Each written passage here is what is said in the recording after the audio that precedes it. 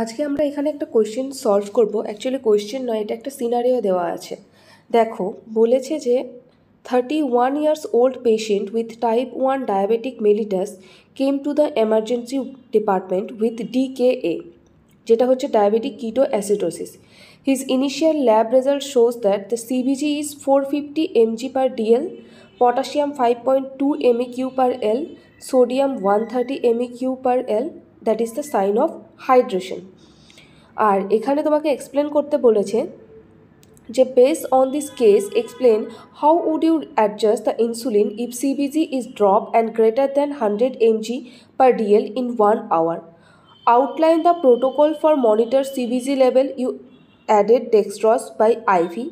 Keep the patient weight and initial sodium level. Calculate the total fluid requirement. Explain the type of fluid used and how adjust the fluid based on clinical importance. Okay, ওটা spelling mistake আছে। Clinical ইম্পর্টেন্সটা আমাকে বলতে হবে। তাহলে এখানে mainly আমার থেকে চেয়েছে কি এখানে আমাকে বলেছে যে আমি কিভাবে অ্যাকচুয়ালি এখানে আগে দেখে নাও যে আমাদের কি দেওয়া আছে আর কি আমাদের কাছ থেকে চেয়েছে, মানে কি আমাদেরকে এক্সপ্লেন করতে হবে। তো কেস সামারি যেটা রয়েছে দেখো আমাদের অলরেডি এখানে দিয়ে দিয়েছে যে পেশেন্টের এজ, ঠিক আছে। পেশেন্টের এজ কী ছিল আমার 31 years old ম্যান ছিল উইথ টাইপ ডায়াবেটিক মেলিটাস। দেন পেশেন্টের অলরেডি 31 ইয়ার্সের মেল পেশেন্ট আছে। দেন হচ্ছে তার কি রয়েছে ডায়াবেটিক মেলিটাস রয়েছে। তাছাড়া কি রয়েছে যে বলেছে সিবিজি লেভেল যেটা 450 mg per dl রয়েছে, এখানেও দেখো দেওয়া রয়েছে 450 mg per dl। Then potassium level that is 5.2 MEq per L রয়েছে, আর সোডিয়াম রয়েছে 130 MEq per L, যেটা হচ্ছে আমাদের ডিহাইড্রেশনের সাইন। এইবার আমাকে যেটা করতে হবে, কোয়েশ্চেন আমার কি দেওয়া রয়েছে দেখো এখানে কোয়েশ্চেন দেওয়া রয়েছে যে explain how would you adjust the insulin if CBG is drop and greater than 100 mg per dl in 1 hour। ঠিক আছে, তাহলে আমরা এখানে দেখব যে ইনসুলিনটা কি হচ্ছে, আমরা কিভাবে অ্যাডজাস্টমেন্ট করছি যদি আমাদের সিবিজিটা ড্রপ করে কত না less than 100 mg per dl in 1 hour। Actually আমরা অলরেডি দেখে নিয়েছি যে আমাদের সিবিজির লেভেল ছিল 450 mg per dl। তাহলে এবার ভেবে দেখো যে একটা পেশেন্টের সিবিজি রয়েছে 450 mg per dl আর যেটা 1 আওয়ারের মধ্যে কি হচ্ছে less than 100 mg per dl হয়ে যাচ্ছে। তাহলে তুমি ভাবো যদি কন্টিনিউয়াসলি আমরা ইনসুলিন এইভাবেই দিতে থাকি তাহলে পেশেন্ট তো 30 মিনিটসের মধ্যে অলরেডি সিবিজি পুরোপুরি ড্রপ করে যাবে, মানে সুগার ফল হয়ে যাবে, তাই না? তো আমাদেরকে এখানে তাহলে অ্যাডজাস্ট করতে হবে। এখানে আমরা দেখব যে কিভাবে ইনসুলিন দেওয়া হয়, যেটা আমাদের আইসিইউতে গাইডলাইন দেওয়া রয়েছে যে কিভাবে আমাদের ইনসুলিনটাকে অ্যাডজাস্ট করতে হয়। তো মেইনলি আইসিইউতে এইভাবে ইনসুলিনটাকে অ্যাডজাস্ট করা হয় ইনিশিয়ালি, একদম প্রথমে কততে না 0.1 unit per KG per hour. কেজিটা হচ্ছে পেশেন্টের বডি ওয়েট অনুযায়ী, ঠিক আছে। সেটা আমরা কি করব, প্রথমে আমরা 0.1 ইউনিট পার কেজি পার আওয়ারে রেগুলার ইনসুলিন যেটা হচ্ছে আমাদের হিউম্যান অ্যাট্রোপিট স্টার্ট করব, ঠিক আছে। তারপরে আমরা কি করব, 1 ঘন্টা পরে গিয়ে আবার সিবিজিটাকে চেক করব। 1 ঘন্টা পরে গিয়ে যদি দেখি যে সিবিজিটা কি হচ্ছে less than 100 mg per dl, এই যে লেস দেন যদি 100 mg per dl হয় তাহলে কি হবে যে পেশেন্টের সুগার ফল করে যেতে পারে। তার জন্য আমরা কি করব যে এই 0.1 ইউনিটটাকে কমিয়ে দিয়ে আমরা কি করব হাফে নিয়ে আসবো এবং আমরা স্টার্ট করব 0.05 unit per body KG wait পার আওয়ারলি আমরা স্টার্ট করব, ঠিক আছে। তারপরে কি করব, তারপরে আবার 1 ঘন্টা পরে বা 30 মিনিটস পরে গিয়ে আমরা চেক করব যে আমাদের সিবিজি লেভেল কত রয়েছে, ঠিক আছে। আচ্ছা 0.05 ইউনিট গ্লুকোজ লেভেলটা ফল করে যাচ্ছে less than 100 mg per dl in 1 hour, যখন আমরা 0.1 ইউনিট পার কেজি পার আওয়ারে আমরা ইনসুলিন দিচ্ছিলাম। তখন কি করব, সাথে সাথে সেটাকে কমিয়ে নিয়ে হাফে নিয়ে আসবো, 50%-এ নিয়ে আসবো, যেটা হচ্ছে আমাদের 0.05 ইউনিট পার কেজি মানে বডি কেজি ওয়েট পার আওয়ারে আমরা ইনসুলিনটাকে স্টার্ট করব। আর তার সাথে আমাদেরকে কি দিতে হবে, 5 to 10% ডেক্সট্রোজ দিয়ে দিতে হবে। দেওয়ার পরে আমরা দেখব আবার সিবিজিটাকে চেক করব। তখন তাহলে সেই মুহূর্তে কী যাচ্ছে, পেশেন্টের ইনসুলিনটাও যাচ্ছে আমাদের 0.05 ইউনিট করে যাচ্ছে, তার সাথে আমাদের কি যাবে, ডেক্সট্রোজ যাবে। ঠিক আছে, এগুলো করার পরে আমরা কি দেখব, সিবিজি দেখব। এবার সেখানেও যদি দেখি যে আমার সিবিজিটা <250 mg চলে এসেছে, তাহলে ওকে, বাট ঠিক নয়। কেননা আমাদের এখানে দেখো কিটো অ্যাসিডোসিস যেটা আছে সেটা কিন্তু আমাদের সলভ হয়নি, পেশেন্টের অলরেডি ডিকেএ রয়েছে। এখানে আমরা শুধুমাত্র কি করলাম, সিবিজিটাকে কিছুটা হলেও কন্ট্রোল করলাম। আর আমাদের সিবিজিটা থাকতে হবে যে, এই যে আমরা আওয়ারলি সিবিজিটা চেক করছিলাম, দেখো প্রথমে ইনিশিয়ালি যখন আমরা 0.1 ইউনিট পার কেজি আওয়ারে দিচ্ছিলাম, তখন কি ছিল, আমাদের 450 থেকে ডিরেক্টলি কোথায় না <100 চলে আসলো। তারপরে আমরা যখন ডেক্সট্রোজ অ্যাড করলাম, 5 to 10% ডেক্সট্রোজ অ্যাড করলাম, আর তার সাথে কি করলাম, 0.05 ইউনিট যেটা ছিল, 0.05 ইউনিটে যখন আমরা ইনসুলিনটাকে স্টার্ট করলাম, তখন ওটা <250 mg পার ডিএলে আসলো। বাট আমাদেরকে এটা মেনটেন করতে হবে যে পার আওয়ারে সিবিজিটা যেন 50 থেকে 70 mg পার ডিএল হিসেবেই কমে, 50 থেকে 75-এর মধ্যেই যাতে কমে। তার থেকে যদি ওটা বেশি কমতে শুরু করে, তাহলে there is a more chance to get the sugar fall. Okay, next আমাদের কোয়েশ্চেন ছিল যে CBG monitoring and dextrose addition. এই যে সিবিজিটাকে আমরা কিভাবে মনিটর করব, আর ডেক্সট্রোজটা আমরা এখানে বললাম যে 5 থেকে 10% আমরা ডেক্সট্রোজ অ্যাড করব, তো সেটা আমরা কিভাবে ডেক্সট্রোজটাকে অ্যাড করব। ওকে, তো সিবিজি মনিটরিংয়ে হচ্ছে যে আমাদেরকে প্রত্যেক এভরি আওয়ারলি আমাদেরকে সিবিজি চেক করতে হবে। ঠিক আছে, এইবার ধরো তোমার সিবিজি রয়েছে 200 to 250 mg পার ডিএল, তখন আমরা কি করব, ডেক্সট্রোজ আমরা বলেছিলাম যেখানে 5 to 10%-এর মধ্যে দেবো। তো আমরা এখানে কি করব, যেহেতু আমরা দেখছি যে 200 to 250 mg পার ডিএল রয়েছে, তখন আমরা কি করব, ডেক্সট্রোজ 5% দেবো, আর তার সাথে আমরা কি অ্যাড করব, 0.45% NaCl, যেটা হচ্ছে আমাদের কি আছে, 0.45% NaCl হচ্ছে আমাদের হাইপোটোনিক সলিউশনস, তাই তো। তাহলে এখানে আমরা কি অ্যাড করছি, ডেক্সট্রোজ 5% আর 0.45% NaCl।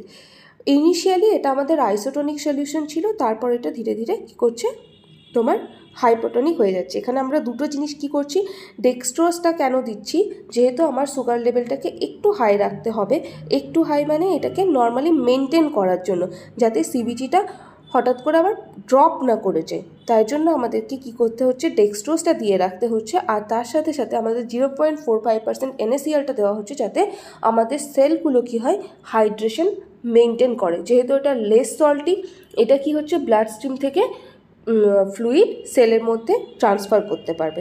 ওকে, তো তাহলে আমার এখানে কি করছো, যখন তুমি সিবিজি মনিটরিং করছো, তখন সিবিজি তোমাকে কি করতে হবে, 1 আওয়ারলি মেনটেন করতে হবে, আর তার সাথে যখন তুমি ডেক্সট্রোজ অ্যাডিশন করবে, তুমি 5% ডেক্সট্রোজ দেবে, আর তার সাথে তোমাকে 0.45% NaClও দিতে হবে।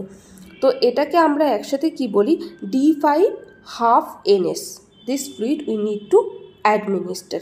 ঠিক আছে, এবার দেখো এই ইনসুলিনটাকে আবার কতক্ষণ দিতে হবে, ইনসুলিনটা দেখানো দিয়েছে continue the insulin until acidosis রিজলভস। ঠিক আছে, তোমার অ্যাসিডোসিস যে রয়েছে, পেশেন্টের যেহেতু কিটো অ্যাসিডোসিস রয়েছে, তো এই অ্যাসিডোসিসটাকে রিজলভ করার জন্য তোমাকে কী করতে হবে, কন্টিনিউয়াসলি ইনসুলিনটাও অ্যাডমিনিস্টার করে যেতে হবে। আর এখানে তুমি ইনসুলিনটাকে কত অ্যামাউন্টে অ্যাডমিনিস্টার করবে, সেটা হচ্ছে তোমার 0.05 unit per body KG wait পার আওয়ারলি তোমাকে কী করতে হবে, অ্যাডমিনিস্টার করতে হবে। ওকে, নেক্সট হচ্ছে দেখো তোমার total fluid requirement based on your weight. ঠিক আছে, এবার পেশেন্টের ওয়েট কি আমাদের এখানে দেওয়া ছিল, পেশেন্টের ওয়েট আমাদের অলরেডি এখানে দেওয়া ছিল না, তো পেশেন্টের ওয়েটটাকে আমরা ধরে নিলাম অ্যাজ এ নর্মাল অ্যাডাল্টের ওয়েট আমরা ধরে নিই, অ্যাভারেজ ওয়েট আমরা ধরে নিই 70 কেজি। তো সেই হিসেবে যদি তুমি ক্যালকুলেট করো, তাহলে কি হবে, তুমি কি দিচ্ছিলে, প্রথমে আমরা ইনিশিয়ালি সোডিয়াম অ্যাডমিনিস্টার করলাম, কেননা আমরা অলরেডি দেখেছিলাম যে পেশেন্টের ডিহাইড্রেশন রয়েছে। নর্মালি সোডিয়ামের নর্মাল ভ্যালু হচ্ছে 135 to 145 MEQ পার লিটার। তো এখানে পেশেন্টের যেহেতু আমার 130 রয়েছে, তো পেশেন্ট ইজ অলরেডি ডিহাইড্রেটেড রয়েছে, মানে ফ্লুইড কম রয়েছে। তো তোমাকে এখানে কী করতে হবে, ফ্লুইড এখানে কারেকশন করতে হবে। তার জন্য তুমি কী দেবে, 0 নর্মাল স্যালাইন, যেটা হচ্ছে আমাদের আইসোটোনিক সলিউশন, ওকে, আইসোটনিক। তো সেটা তোমাকে এখানে দিতে হবে। এরপরে কি বলেছে, ডিকে যেটা ডায়াবেটিক কিটোএসিডোসিস, এখানে একটা ফ্লুইড রিপ্লেসমেন্টের ফর্মুলা রয়েছে, সেই অনুযায়ী তোমাকে ডিকে এর জন্য ফ্লুইডটা রিপ্লেসমেন্ট করতে হবে। কারণ আমাদের ওখানে কোয়েশ্চেনে চেয়েছিল যে আমাদের টোটাল ফ্লুইডের রিকোয়ারমেন্ট কতটা রয়েছে। তো সেই অনুযায়ী তোমাকে তাহলে কি করতে হচ্ছে, ডিকে ফ্লুইড রিপ্লেসমেন্টে দেখো 15 to 20 ml per kg body weight, সেটাতে কী করতে হবে 0.9% NS দিতে হবে। ঠিক আছে, তাহলে তুমি ক্যালকুলেশনটা এখানে দেখো 15 থেকে 20 ml, ঠিক আছে, তার সাথে আমার বডি ওয়েট হচ্ছে 70। এইবার এটার সাথে এটা গুণ করলেই চলে আসবে তোমার কতটা ফ্লুইড লাগবে। 1050 থেকে 1400-র মধ্যে আমরা ফ্লুইড অ্যাডমিনিস্টার করতে পারি, নর্মাল স্যালাইন অ্যাডমিনিস্টার করতে পারি। কিসের জন্য না, আমাদের ডিহাইড্রেশন লেভেলটাকে কারেক্ট করার জন্য। তারপরে আমরা কি করব, অ্যাসেস করব hydration level, electrolytes level and CBG level, তিনটেকেই আমাদেরকে অ্যাসেস করতে হবে।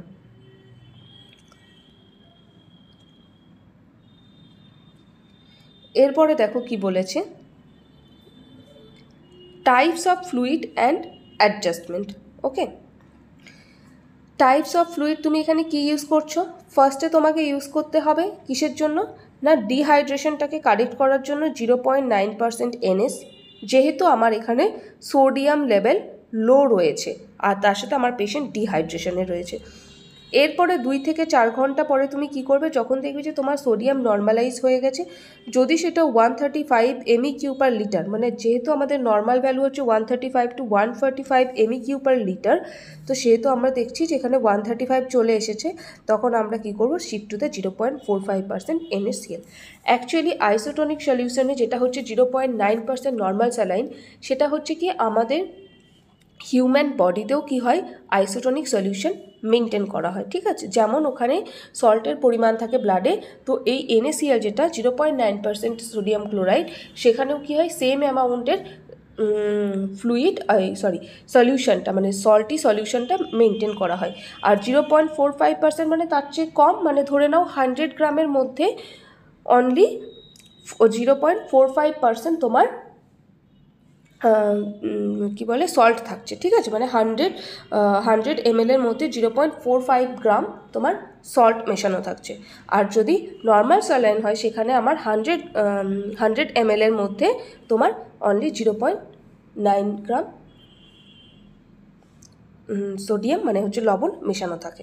ঠিক আছে, তো এবার যদি তোমার 0.45% NaCl আমরা দিই, তাহলে কি হবে, তোমার ডিহাইড্রেশনের যে লেভেলটা ছিল সেটা ধীরে ধীরে সলভ হয়ে যাবে। কেন না, ফ্লুইড কি হবে, সেলের মধ্যে যেতে থাকবে। কিন্তু আইসোটনিকের ক্ষেত্রে ফ্লুইড কোনো রকম মুভমেন্ট করে না, সেল থেকে ব্লাডে আসা কি ব্লাড থেকে সেলে যাওয়া, এটা কোনো মুভমেন্ট করে না। তার সাথে আমরা কি দেব, গ্লুকোজটা কত না, less than 250 mg/dl যদি থাকে, তাহলে আমরা কি করব, ডেক্সট্রোজ অ্যাড করব। সেটাও আমরা অলরেডি কিভাবে বলেছিলাম, D5 এর সঙ্গে 1/2 NS আমরা অ্যাড করব, অলরেডি আগে এক্সপ্লেন করা আছে। এবার দেখো কনক্লুশনে কি বলেছে তোমার, পুরোটা যেটা এতক্ষণ ধরে এক্সপ্লেন করলাম সেটাই। তো কনক্লুশনে তুমি দেখে নাও কী রয়েছে।